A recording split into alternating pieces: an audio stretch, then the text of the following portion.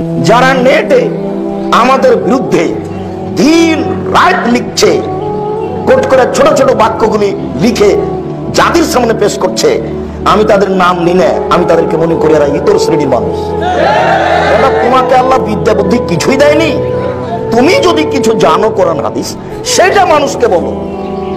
তুমি একটা বক্তব্যের দু একটা বাক্য নিয়ে জাতির সামনে পেশ করো, তুমি কি আসলে মানুষ না তুমি পশু প্রাণী?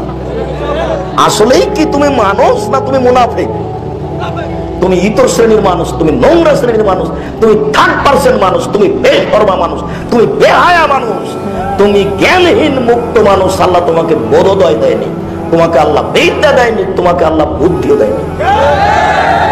তোমাকে আল্লাহ কিছু বলার সুযোগ দেয় না, তোমাকে শুধু খালি বিরোধিতাই করতে শিখিয়েছে আল্লাহ। তোমার প্রতি আল্লাহ একটু দয়া করে না? তুমি একটু আল্লাহর কাছে কান্নাকাটি করে একটু দয়া চাও। তুমি কেন হয়ে গেলে ইতর শ্রেণীর মানুষ? তুমি কেন হয়ে গেলে থার্ড পার্সেন্ট মানুষ? তোমার একটু লজ্জা হয় না? তুমি রাতের অন্ধকারে আল্লাহকে বলো, আল্লাহ আমি যেন ওর মানুষের বিরুদ্ধে না লড়ি, আমাকে কিছু দাও, আমিও কিছু বলি। তুমি মনে রেখো, তোমার নামটা নিতে আমি ঘৃণা করি। তুমি মনে করো যে আব্দুল রাজ্জাক আমার বিরুদ্ধে লড়বে? কত মানুষ আমাকে বলেছে আমি তোমার নাম নিনে, এবং তোমার মতো যত নিম্ন শ্রেণীর মানুষ আছে তাদের নাম আমি নিব না, ভবিষ্যতে নিব না।